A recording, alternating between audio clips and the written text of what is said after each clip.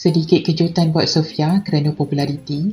Ira Fazira kata, Mujurullah suami pandai memberi kefahaman, beri nasihat kepada Sofia dan Alisha supaya tabah menerima komen netizen yang positif atau negatif.